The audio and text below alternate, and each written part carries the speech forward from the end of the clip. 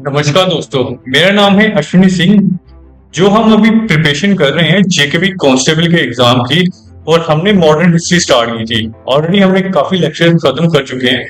आज हम modern history का जो लास्ट लेक्चर है वो हम पढ़ेंगे, और इस लेक्चर का नाम है chronology of Indian freedom struggle. Timeline जो मैं बता रहा हूँ आपको वो होगी 1857 से लेकर 1947 तक, यानी कि जब तक हमारा देश आजाद हुआ तब तक। और कहां से हम ये क्रोनोलॉजी पढ़ेंगे?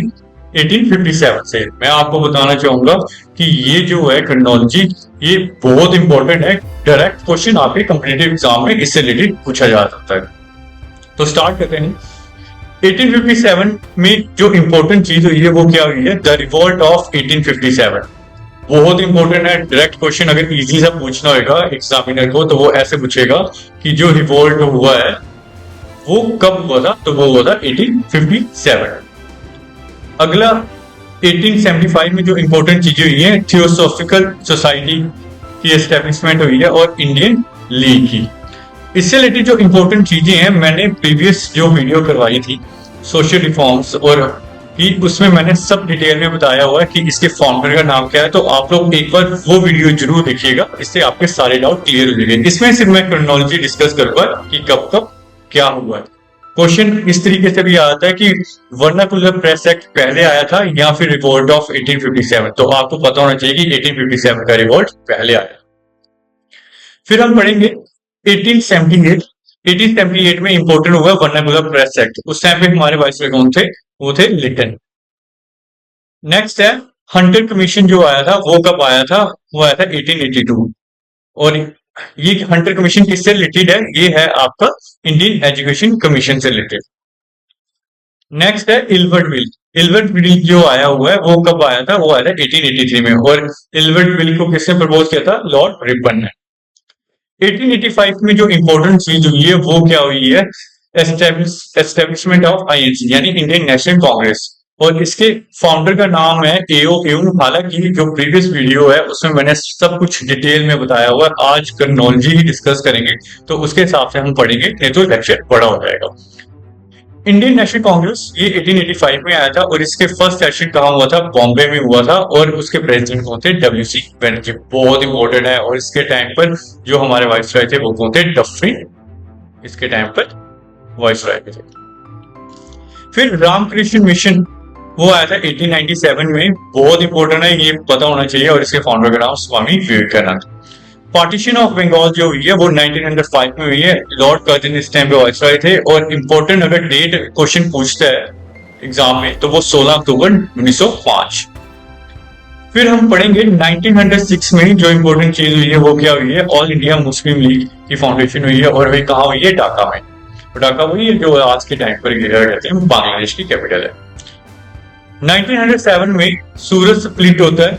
और 1908 में जो इंपॉर्टेंट चीज होती है एग्जीक्यूशन ऑफ खुदीराम बोस। काफी कम आयु थी जब इनका एग्जीक्यूशन हुआ। और उसके बाद में बाल गंगाधर तिलक को 6 साल की जेल भी हो गई इनके टाइम पर। ये टाइम है 1908 का। और इसके बाद में 1909 में पार्लियामेंट्री रिफॉर्म्स आते हैं और इसी को ही बोलते हैं इंडियन काउंसिल एक्ट 1909। क्वेश्चन इस तरीके से आता है एग्जाम में कि जो मौलिक विंटर रिफॉर्म है उसका दूसरा नाम क्या है? तो वो है इंडियन काउंसिल एक्ट 1909। 1911 में बंगाल का पार्टीशन जो हुआ था 1905 में, आपको मैंने बताया वो उसको एन्यूल्ड हो गया था, यानी कि उसको कैंसिल कर देते हैं जो पार्टीशन हुआ था। और उसी को ही एन्यूल्ड भी कहते हैं। उसी टाइम पर जो कैपिटल ऑफ इंडिया जो कि पहले कलकत्ता थी उसको शिफ्ट कर दिया जाता है दिल्ली में। 1913 में ब्रदर पार्टी की एस्टेब्लिशमेंट होती है। जो ब्रदर पार्टी है वो फाउंड होती है और कहाँ होती है? सैन फ्रांसिस्को में। और इसके एक इंपॉर्टेंट जो फाउंडर का नाम था वो है आपका लाला हरदयाल सिंह। 1915 में क्या होता है कि मोहनदास करमचंद गांधी यानी कि हमारे महात्मा गांधी वो इंडिया में आते हैं। कहां से? साउथ अफ्रीका से। और वो आश्रम अपना सेटअप करते हैं कहां पर? अहमदाबाद में। बहुत इंपॉर्टेंट है ये। फिर 1916 में होम रूल लीग एस्टेब्लिश होता है और इसके फाउंडर का नाम था बाल गंगाधर तिलक जो कि अप्रैल में। और फिर होम रूल लीग ही एनी बेसेंट भी स्टार्ट करती है सितंबर में। क्वेश्चन कई बार ये भी आ जाता है कि न कि पहले किसने स्टार्ट किया था, एनी बेसेंट ने होम रूल लीग स्टार्ट की थी या फिर बाल गंगाधर तिलक ने, तो आपको पता होना चाहिए कि बाल गंगाधर तिलक ने। लखनऊ पैक्ट स्टार्ट होता है, ये साइन होता है किसके बीच में, आईएनसी और मुस्लिम लीग के बीच में। ये भी कब की बात है, 1916 की। बहुत इंपॉर्टेंट है, पता होना चाहिए कि लखनऊ पैक्ट कब होता है साइन, तो ये होता है 1916 में। फिर आपको क्वेश्चन ये आता है कि चंपारण सत्याग्रह कब होता है, तो इसका राइट आंसर क्या होगा, 1917 में। फिर 1919 में जो इंपॉर्टेंट चीजें हुई है वो क्या हुई है, वो होता है मॉन्टेग कैंप्स फॉर रिफॉर्म, खिलाफत मूवमेंट, रॉलेट एक्ट और जलियांवाला बाग मैसेकर। अगर क्वेश्चन इस तरीके से क्या है कि टेक्नोलॉजी को सेट करो, तो आपने इस तरीके से लिखना है कि सबसे पहले क्या आया था, खिलाफत मूवमेंट, फिर आया रॉलेट एक्ट और फिर बाद में क्या आया, जलियांवाला बाग मैसेकर। 1920 में जो इंपॉर्टेंट चीज होती है वो होती है नॉन कोऑपरेशन मूवमेंट, और 1922 में चोरी चोरा इंसिडेंट होता है, और ये आपको पता है गोरखपुर में जगह वहां पर होता है, पुलिस थाने में आग लगा दी जाती है और वहां पर जो इंडियन पुलिस वाले होते हैं उनको भी मृत्यु हो जाती है उनकी। 1923 में एस्टेब्लिशमेंट ऑफ स्वराज्य पार्टी, फाउंडर का नाम मैंने प्रीवियस वीडियो में अच्छे से बताया, अगर आपको याद है तो आप कमेंट सेक्शन में बता सकते हो कि स्वराज्य पार्टी के फाउंडर का क्या नाम है, इससे आपकी भी डिवीजन हो जाएगी। ककोरी कॉन्स्पिरेसी होती है 1925 में, ये वही है ट्रेन को लूटा जाता है इसलिए कि जिससे जो हमारे फ्रीडम फाइटर्स हैं वो उन पैसों से नए हथियार वगैरह बना सके और वो जो फ्रीडम की हमारी लड़ाई है उसमें हेल्पफुल हो गई। 1927 में एस्टेब्लिशमेंट ऑफ साइमन कमीशन, बहुत इंपॉर्टेंट है, क्वेश्चन इस तरीके से आता है कि साइमन कमीशन कब आया, तो 1927।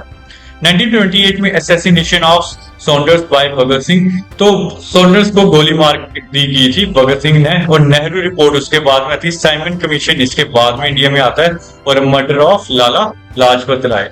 वही जो साइमन कमीशन आता है, गो बैक साइमन के नारे लगते हैं और उसी में ही क्या होता है, नारेबाजी में ही लाला लाजपत राय को मार दिया जाता है लाठी मार के अंग्रेजों द्वारा। पूर्ण स्वराज कब होता है डिक्लेयर, वो होता है 1929 में, और कौन से सेशन में, लाहौर सेशन जो आईएनसी का था उसमें ये डिक्लेयर होता है।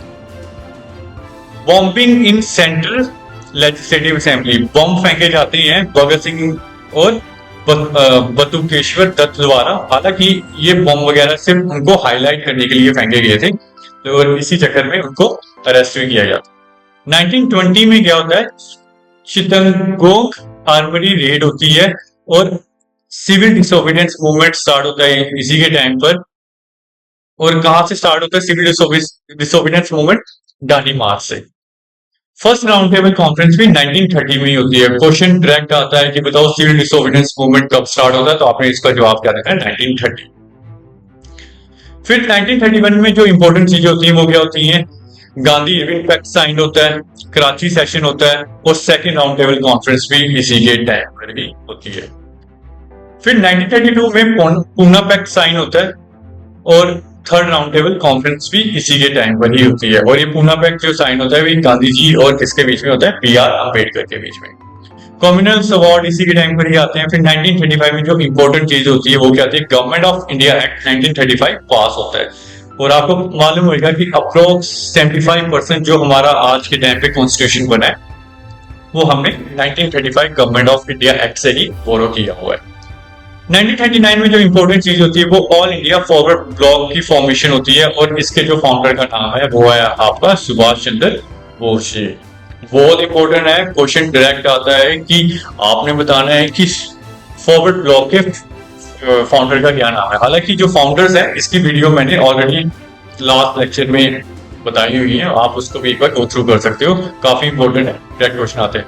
सेकेंड वर्ल्ड वॉर भी 1939 में ही स्टार्ट हो जाती है, और 1940 में क्या होता है, अगस्त ऑफर्स बाय द लिलिथ को। ये अगस्त ऑफर्स क्या होता है, हालांकि ये अगस्त में ही आता है तो इसलिए इसका नाम अगस्त ऑफर डाल दिया जाता है। लॉर्ड लिलिथ को इस टाइम पर क्या करते हैं, इंडियंस को बोलते हैं कि आप भी पार्टिसिपेट करो, जो सेकंड वर्ल्ड वॉर है जो कि 1939 में स्टार्ट हुआ। तो इंडियंस पार्टिसिपेट नहीं कर रहे हो तो इसलिए वो डिफरेंट ऑफर्स प्रोवाइड करते हैं कि आप पार्टिसिपेट करो, और अंग्रेजों को मालूम था कि जब तक इंडियंस पार्टिसिपेट नहीं करेंगे तो ये सेकंड वर्ल्ड वॉर जीतना मुश्किल है। 1942 में जो इंपॉर्टेंट चीज होती है, क्विट इंडिया मूवमेंट स्टार्ट होता है, क्रिप्स मिशन आता है, फॉर्मेशन ऑफ आजाद हिंद फौज भी 1942 में ही होता है। 1945 में जो इंपॉर्टेंट चीज होती है वेवल प्लान आता है, जो कि शिमला में कॉन्फ्रेंस होती है, और 1946 में रॉयल इंडियन नेवी म्यूटिनी होती है, बहुत इंपॉर्टेंट है। और ये उस टाइम पे बहुत बुरी हालत हुई थी। कैबिनेट मिशन भी जो आता है वो आता है आपका 1946 में। कभी भी मिक्स नहीं कीजिएगा साइमन मिशन को और कैबिनेट मिशन को, इसमें कई बार एस्पिरेंट्स थोड़ी मिस्टेक कर देते हैं, आपने इसको अच्छे से याद रखना है। फिर 1947 में जो इंपॉर्टेंट चीज होती है वो क्या होती है, माउंटबेटन प्लान आता है 1947 में, और इंडियन इंडिपेंडेंस एक्ट पास होता है 1947, जिसके थ्रू ही हमारे देश को आजादी मिलती है। अब आपने मुझे ये बताना है कि प्राइम मिनिस्टर कौन था इंग्लैंड का जब हमारा देश आजाद हुआ, और ये क्वेश्चन भी कई बार एग्जाम में पूछा गया हुआ है। तो इसी के साथ ही हमारा जो मॉडर्न हिस्ट्री के जो भी इंपॉर्टेंट टॉपिक्स थे वो मैंने खत्म कर दिए जेकेपी कांस्टेबल के पॉइंट ऑफ व्यू से। मुझे ऐसा लगता है कि अगर मॉडर्न हिस्ट्री से क्वेश्चन आएगा तो जितनी मैंने वीडियोस मॉडर्न हिस्ट्री की आपको प्रोवाइड की है इसी में से ही आएगा, इसके बाहर से आने के चांसेस ना के बराबर है।